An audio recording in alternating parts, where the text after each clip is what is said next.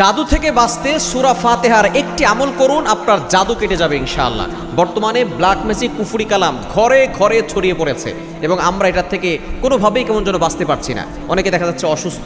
এগুলো কি কি লক্ষণ দেখলে আপনি বুঝতে পারবেন? দেখবেন যে আপনি অসুস্থ, কিন্তু কোনো ট্রিটমেন্ট করে আপনি অনেক পরীক্ষা করছেন কিন্তু কোনো রোগ ধরা পড়ছে না, কিন্তু আপনি অসুস্থ, আপনার কাছে ভালো লাগছে না, দুশ্চিন্তা আসে, চেহারা নষ্ট হয়ে যাচ্ছে, আস্তে আস্তে আপনি হ্যাংলা পাতলা হয়ে যাচ্ছেন, স্বাস্থ্য কমে যাচ্ছে এবং পেটে ব্যথা, বুকে ব্যথা, মাথায় ব্যথা, প্রায় সময় রাগ আসা, এগুলো হচ্ছে জাদুটোনার লক্ষণ। এবং সংসারে অশান্তি, স্বামী স্ত্রী একজন আরেকজনকে দেখতে পারে না, এই লক্ষণগুলো থাকলে আপনি অবশ্যই একটা জাদু কাটার আমল করবেন। কিভাবে করবেন আমি বলে দিচ্ছি। আমলটা করে অনেক উপকার পেয়েছে এবং যাদেরকে বলেছে তারা অনেকে আমল করে উপকার পেয়ে আমাকে জানিয়েছে। আমলটা কিভাবে করবেন?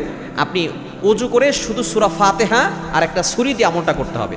আপনি অজু করে একটা কাঠের চেয়ারে বসবেন, একটা ডান হাতে একটা ছুরি নেবেন, ছুরি নিয়ে কাঠের চেয়ারে বসবেন, বসে এরপরে আপনি সূরা ফাতিহা একবার পড়বেন, সূরা কাফিরুন একবার, সূরা ফালাক একবার, সূরা নাস একবার, আয়াতুল কুরসি একবার। এটা পড়ে আপনি বুকে ফু দিবেন, তারপরে হাতে ফু দিয়ে পুরো শরীরে হাতটাকে বুলিয়ে দিবেন।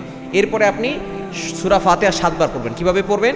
আপনি যে ছুরিটা হাতে নিয়েছেন সেটা আপনি মাথার উপরে রাখবেন, রেখে এরপরে আপনি আউযুবিল্লাহ বিসমিল্লাহ সহকারে শুধু সূরা ফাতিহা পড়ে আপনি ছুরিতে ফু দিয়ে ওই ছুরিটা শরীরের সাথে টাচ না করে আপনি কপাল থেকে নিয়ে একবারে কপাল থেকে নাক বরাবর, মুখ বরাবর, বুক বরাবর সোজা 2 পায়ের মাঝখানে রাখবেন, রেখে আবার ছুরিটা নিয়ে মাথার উপরে রেখে এরপরে আবার আপনি সূরা ফাতিহা শুধু পড়বেন আউযুবিল্লাহ বিসমিল্লাহ সহকারে, এবার আবারও সোজা টান দিয়ে নেবেন। এভাবে যদি আপনি 7 বার আমলটা করতে পারেন আপনার জাদু কেটে যাবে ইনশাআল্লাহ।